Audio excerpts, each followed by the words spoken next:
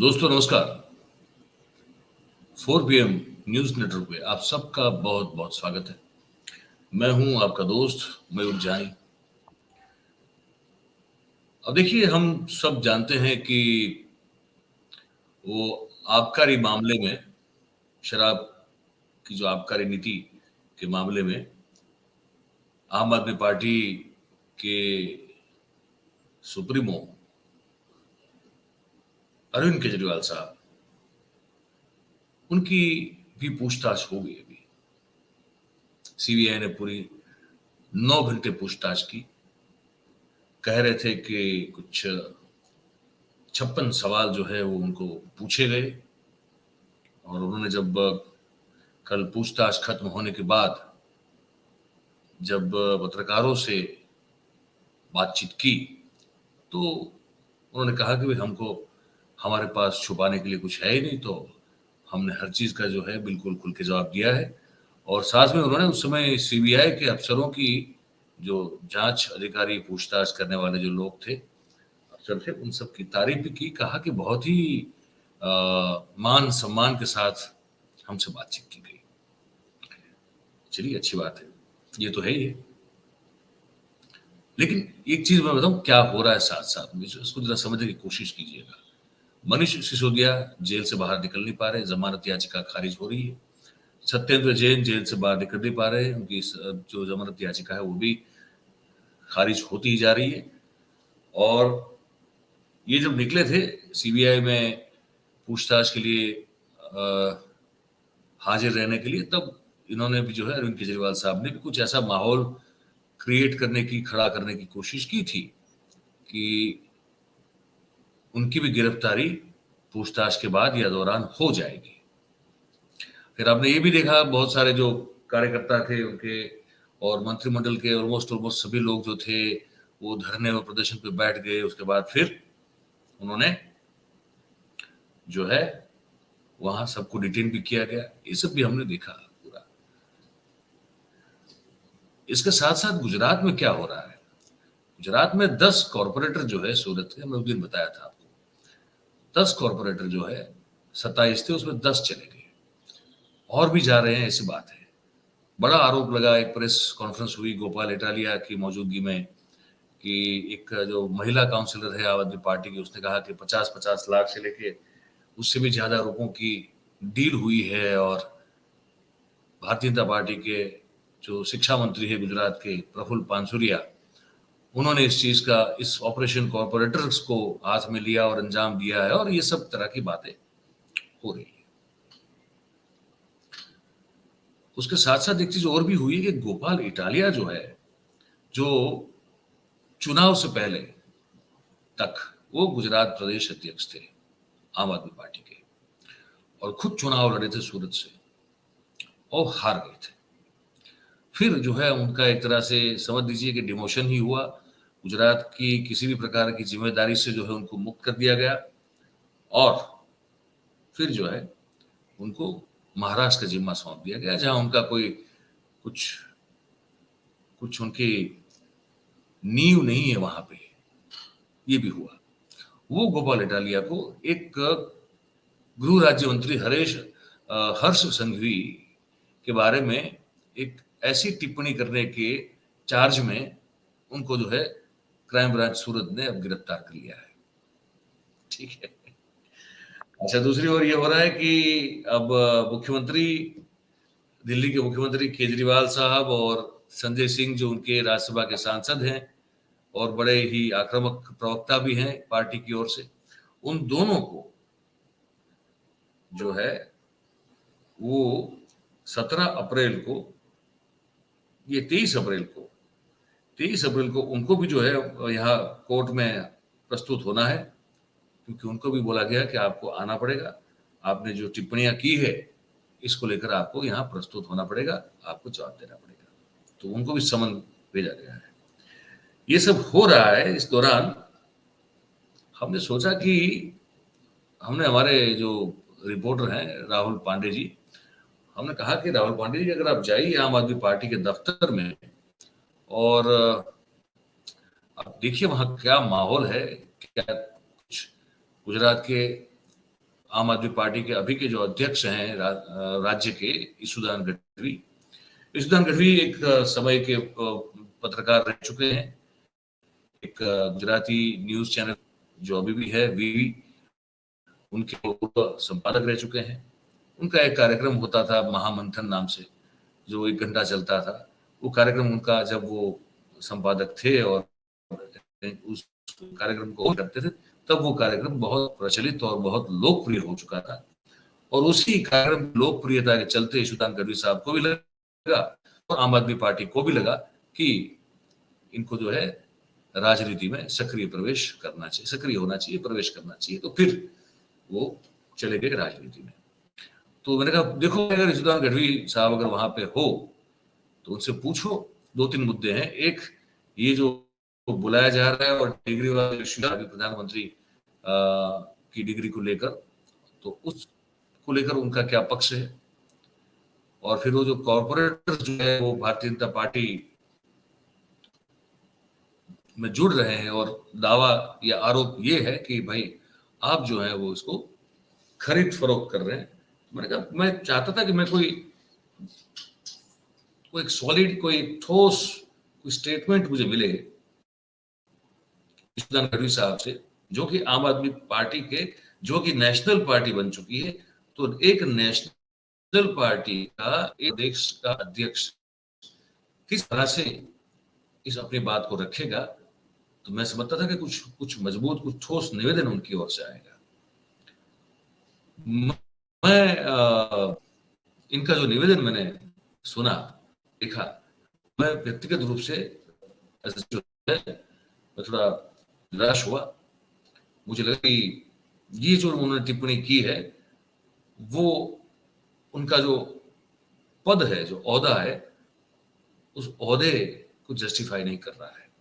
आपको सुना रहा हूं मैं, आप ही हमारे पांडे जो सवाल जो भी पूछे उनका जवाब जो उन्होंने दिया है वो आप पूरा सुन लीजिए, फिर मैं आगे बात आपसे करता हूँ। जी अभी अरविंद केजरीवाल जी के लिए एक मुसीबत की बात जी अभी अरविंद केजरीवाल जी के लिए एक मुसीबत की बात आई है।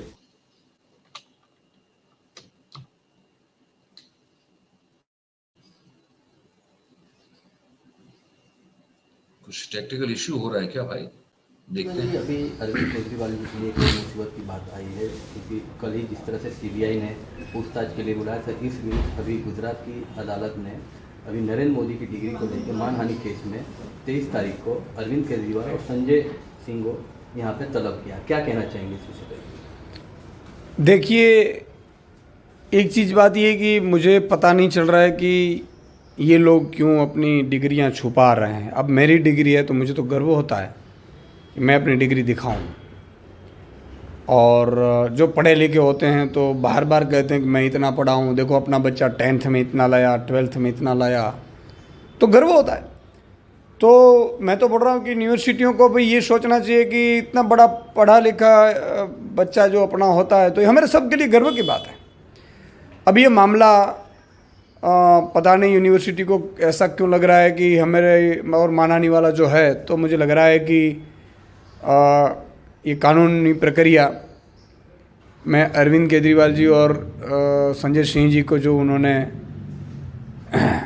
कोर्ट में वो किया है, मुझे लग रहा है कि जिस तरह से बच्चे होशियार होते हैं, पढ़ते हैं, तो पेपर में, न्यूज़पेपर में आता है कि इन बच्चे को इतना परसेंटेज आया, इन बच्चे को ये है, तो ये तो गर्व की बात होनी चाहिए। मुझे लग रहा है कि ये मानहानि वाला ये वगैरह ठीक है, अब उनकी है और कानून अपना काम करेगा, अदालत अपनी काम करेगी। अच्छा, इसमें एक बात हो रही है कि ईशुदान जी, जिस तरह से अभी गुजरात में अभी 3-4 दिन पहले का एक वाक़या हुआ है, सूरत के जो 6 पार्षद हैं उन्होंने बीजेपी ज्वाइन की है, तो कहीं ना कहीं एक तरह से चुनाव आयोग आपको नेशनल पार्टी का एक वो देता दर्जा, उसके बाद भी इस तरह से आपकी पार्टी के अंदर से पार्षद छोड़ के जा रहे हैं, तो इसे आप किस तरह से देखते हैं? भाजपा में पिछले 2 साल में 40 से ज़्यादा पार्षद छोड़ कर गए, तो मेरे तो 6 गए हैं, भाजपा ने खरीदे हैं। साम दाम दंड भेद डरा कर आम आदमी पार्टी को ख़त्म करने की, जैसे नेशनल पार्टी हुई उनको पता चला कि अब तो 27 में सरकार बना सकती है, इसलिए इनको अभी से ख़त्म करो, तो ये भाजपा का षड्यंत्र है और करोड़ों रुपया फंड का उनके पास पड़े हैं।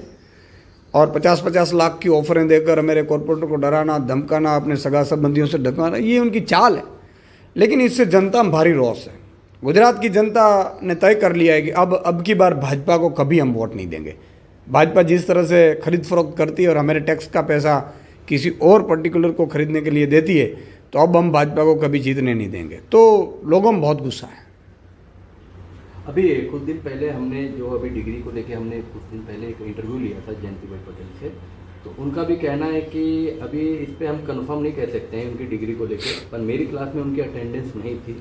अब अलग से अगर उन्होंने क्लासेस किया होगा तो उसमें कह नहीं सकते। तो डिग्री को लेके आप किस तरह से ये देखते हैं, जो डिग्री का पूरा मामला बना हुआ है?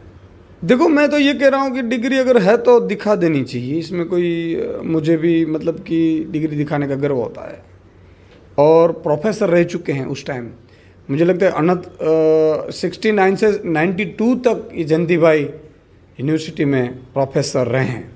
और गुरुजी खुद कह रहे हैं कि भाई पता नहीं, हमारे यहाँ तो अटेंडेंस नहीं थी और एक्सटर्नल में पता नहीं, और उस टाइम ये प्राइवेट की डिग्री थी कि नहीं। तो गुरुजी जो बोल रहे हैं, तो मुझे लग रहा है कि इसमें सबको संदेह हो रहा है कि क्या कुछ सही में है या नहीं है। तो मुझे लग रहा है कि गुरुजी की बातों पे भी गौर करना चाहिए सबको कि भाई गुरुजी जो प्रोफेसर ही थे वो भी कह रहे हैं कि भाई इस तरह का तो उस टाइम नहीं था, एक्सटर्नल में पता नहीं है, उनको भी पता नहीं है, हो सकता है ना भी बताओ। लेकिन मुझे लग रहा है कि देश को और विरोधियों को मुंह बंद करने के लिए एक बार डिग्री है ना ठीक से सार्वजनिक कर देनी चाहिए। आगे आम आदमी पार्टी का क्या स्टैंड रहने वाला है? जिस तरह से अभी जो बीजेपी की तरफ से आपकी पार्टी से तोड़ के ले जा रहे हैं, तो जिस तरह से अभी एमएलए अभी जैसे पार्षद गए, तो क्या हम ये लोग एमएलए को भी तोड़ सकते हैं? तो देखो, जब हमारे 27 पार्षद सूरत में थे और उन्होंने 6 ले गए थे, 4 वापस आ गए थे कि यार ये तो कीचड़ है भाजपा, तो वहाँ तो गंदी राजनीति है, पाप के भागीदार होते हैं, ये मानकर 2 वापस चले आए। जब 4 लेकर गए तो हमारे 5 एमएलए बन गए। अब 6 लेकर गए हैं, तो अगले चुनाव में मुझे लगता है कि गुजरात की जनता आम आदमी पार्टी के 500 से ज़्यादा पार्षद जिताएगी। तो लग रहा है कि मुझे गुजरात की जनता पर भरोसा है, और हो सकता है ये लोग एमएलए को भी खरीदने की कोशिश कर रहे हों। भाजपा का काम है आम आदमी पार्टी को ख़त्म करे, वरना भाजपा वाले सबको ख़त्म कर देगी जेल भेजकर, ये उनको लग रहा है डर। तो स्वाभाविक तौर पर यार अपना सालों से शासन है, इतना गलत काम किया है, इतनी लूट मचाई है, तो वो तो आखिरी सांस तक लड़ने की कोशिश करेंगे। यशोदान गढ़वी साहब थे आम आदमी पार्टी के गुजरात प्रदेश के अध्यक्ष। ये बड़े खोए खोए से, बिल्कुल जैसे कहीं कहीं वो उनका शरीर यही है बात करते करते, लेकिन कहीं मन जो है कहीं और घूम रहा है, ऐसा लग रहा था हमको। आपको ऐसा लगा कि हमको बताइएगा, क्योंकि वो वो वो वो डेप्थ नहीं दिखी बात करने की उस विषय पर। एक चीज जो प्रदेश अध्यक्ष होता है वो फिर बड़ा एक ठोस बात करता है। कहीं आज वो थोड़ा कहीं मन कहीं भटक रहा था, ऐसा मुझे लगा अभी। तो एक तो ये थोड़ा, और जिसे हम एक बार पहले कह चुके हैं कि वो अगर अरविंद केजरीवाल को ही हर जगह जो है डेरा तंबू डाल के बैठना पड़ा, तभी जाके वहाँ की जो जनता है वो मोबिलाइज हो और फिर आपको 0 में से अचानक 5 सीटें दिलवा दें और वातावरण ऐसा बना दें कि कई बार ये लग जाए कि कुछ ये शायद जीत न जाए। तो प्रदेश का संगठन जो है वो कोई चीज होती है कि नहीं होती है? अगर वो चीज होती है, जो होती है ही, तो फिर आपने जब 27 कॉर्पोरेटर जो है आपने बनाए सूरत महानगर पालिका में, तो आपके वो कॉर्पोरेटर जो है 2-2 बार टूट के क्यों गए भारतीय जनता पार्टी में? फिर एक पहली बार गए, इस पर वापस आए, फिर अब फिर से चले गए। तो ये क्यों हो रहा है और क्यों आप इसको रोक नहीं पा रहे? अब वो खुद कह रहे हैं कि हो सकता है कि हमारे एमएलए को भी खरीदने की कोशिश की जाए। अरे भाई, आप प्रदेश अध्यक्ष हैं, आप भारतीय जनता पार्टी जो कर रही है वो तो गलत है ही है, लेकिन आप अगर अपने चुने हुए पार्टी के जो प्रतिनिधि है लोगों के, अगर उनको, या चाहे काउंसलर हो या फिर एमएलए हो, अगर आप उनको ना रोक पा रहे हैं तो फिर तो वो कमजोरी आपकी होती है। भारतीय जनता पार्टी के पास पैसा है, पावर है, हर चीज है, तो दुनिया पूरी जानती है, उसमें कोई दो राय नहीं है। आप लेकिन इस तरह से अगर हाथ खड़े कर देंगे कि हाँ वो तो पैसा है, खरीद रहे हैं, लोग जान रहे हैं और इसलिए अब लोग आने वाले 2027 में जिता देंगे, ऐसे नहीं कोई जिताता है और ऐसे कोई नहीं जीत सकता है सुदान भाई। और आप खुद पत्रकार रह चुके हैं, आपको पता है कि आपने एज ए पॉलिटिशियन जो बोला है वो वो कितना खोखला निवेदन आपने आज हमें 4 PM को दिया हुआ है। तो मैं उम्मीद करूंगा कि आप, क्योंकि आप बुद्धिमान व्यक्ति हैं और आप चतुर भी हैं, ये भी मैं जानता हूं, आप सक्षम भी हैं, तो फिर जो है इस तरह के अगर आप निवेदन या बयान देंगे तो फिर इससे आपकी पार्टी की, गुजरात की जो छवि है उस पर फिर सवाल खड़ा होता है कि ये स्ट्रांग है, ये मजबूत लोग हैं, क्या ये लड़ पाएंगे भारतीय जनता पार्टी के खिलाफ या फिर घुटने टेक देंगे। जो भी इनका साम दाम दंड भेद वाला जो भी इनका फॉर्मूला चलता है, तो कांग्रेस तो विफल रही। अब अगर अभी से आप भी लोग भी विफल होना शुरू हो जाएंगे तो फिर तो आप समझ लीजिए कि आपका 2027 या 2037 तक आप यहाँ पे कुछ नहीं कर पाएंगे। तो ये एक राष्ट्रीय पार्टी के प्रदेश अध्यक्ष के तौर पर जो आपने कहा यशोदान भाई गढ़वी, आप खुद इस बारे में एक बार मनोमंथन और आत्म मंथन कर लीजिए और महामंथन भी कीजिए जो आप वीटीवी में किया करते थे, तो आपको लगेगा कि मेरी बात सही है। तो ये बात हमको करनी थी। और दूसरा ये था गोपाल इटालिया का की जो है उसको फिर से जो है पकड़ लिया गया है, उनकी गिरफ्तारी हुई है। और गोपाल इटालिया बहुत एक तरह से एक कंट्रोवर्शियल फिगर तो रहे हैं हमेशा से। इस बार जो इनकी जो गिरफ्तारी हुई है वो गिरफ्तारी हुई है ये चुनाव के दौरान, जब पॉलिटिकल वो एक तरह की जुमलेबाजियां होती हैं, आरोप प्रत्यारोप होते हैं, मंच पर से भाषण होते हैं, कोई किसी को कुछ कहता है, कोई किसी को कुछ कहता है। तो इस पूरी पॉलिटिकल हीट वाले एटमॉस्फेयर में गोपाल इटालिया ने कुछ ऐसा कह दिया था, क्योंकि उस समय गुजरात में बहुत सारा ड्रग्स पकड़ा जा रहा था, तो उन्होंने, हमारे जो गृह राज्य मंत्री हैं हर्ष संघवी साहब, उनको ड्रग्स संघवी बोल दिया और फिर उन पर केस हो गया। तो उसी केस के सिलसिले में उनकी गिरफ्तारी हुई है। अब ये पहली बार नहीं है कि इनकी कोई कंट्रोवर्शियल चीजें हैं। मैं बताऊं क्या क्या हुआ है, ये एक लिस्ट है, आपको बता दूं मैं। अगस्त 2017 में जब उस समय गृह राज्य मंत्री प्रदीप सिंह जाडेजा साहब हुआ करते थे, तो उस समय तो मैं भी वहां मौजूद था क्योंकि विधानसभा सत्र चल रहा था। और ये गोपाल इटालिया साहब ने, वो विधानसभा परिसर के बाहर एक पत्रकार वार्ता चल रही थी और गोपाल इटालिया ने अपने पैर का एक जूता निकाल के जो है वो प्रदीप सिंह जाडेजा पर फेंक दिया था, जो उस समय के गृह राज्य मंत्री थे। तो वहां उनकी गिरफ्तारी हुई थी। फिर जनवरी 2019 में वो कहीं एक देसी प्रकार की कोई बंदूक थी, उससे कोई गोलीबार या कोई फायर करते हुए उनकी फोटो सोशल मीडिया पे रखी गई थी, तो वहां गिरफ्तारी हुई। फिर अगस्त 2021 में एक जन संवेदना मुलाकात कैंपेन चलाने के मामले में उनकी गिरफ्तारी हुई।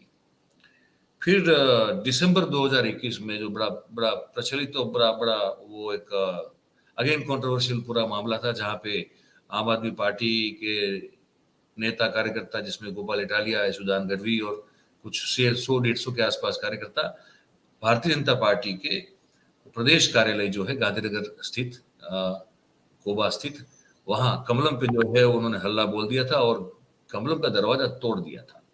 तो उस मामले में भी उनकी जो है गिरफ्तारी हुई थी, जेल में गए थे। तो ईसुदान गढ़वी भी गए थे और उस दौरान ईसुदान गढ़वी पर जो है कुछ एक महिला ने फिजिकल अब्यूज का भी आरोप लगाया था। वो भी एक बड़ा एक चर्चा स्पद मामला हो गया था।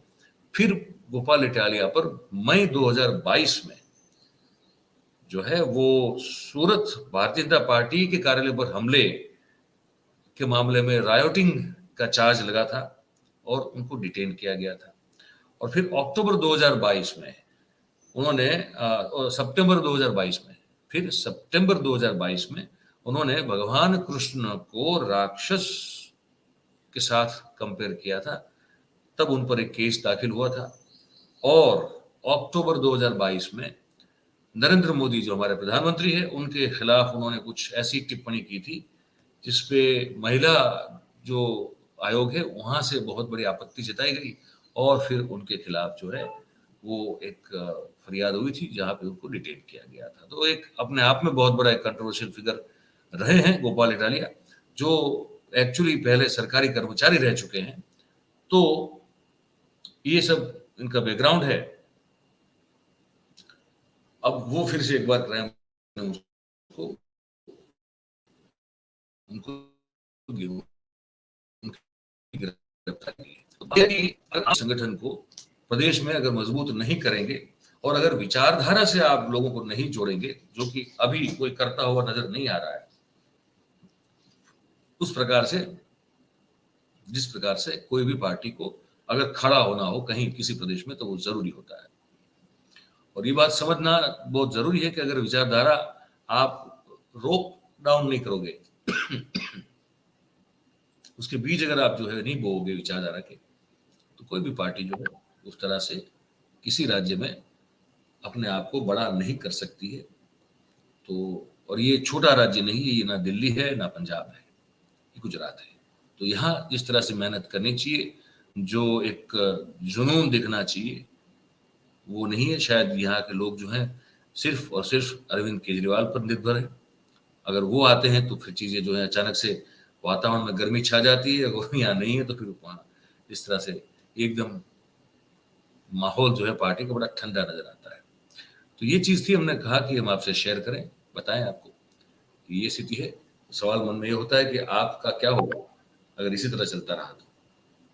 और बीजेपी तो ये अपने तब देखो, जो भी पार्टी पावर रखती है और रसूख रखती है तो वो तो चाहेगी कि उनका कोई कंपटीटर हो ही नहीं।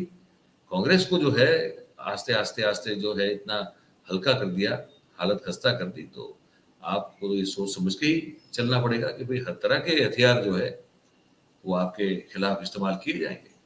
अगर आप उसको इसका काउंटर करने के लिए अगर अपने आप को सक्षम नहीं रखा तो और कोई आपको बचाने के लिए नहीं आएगा।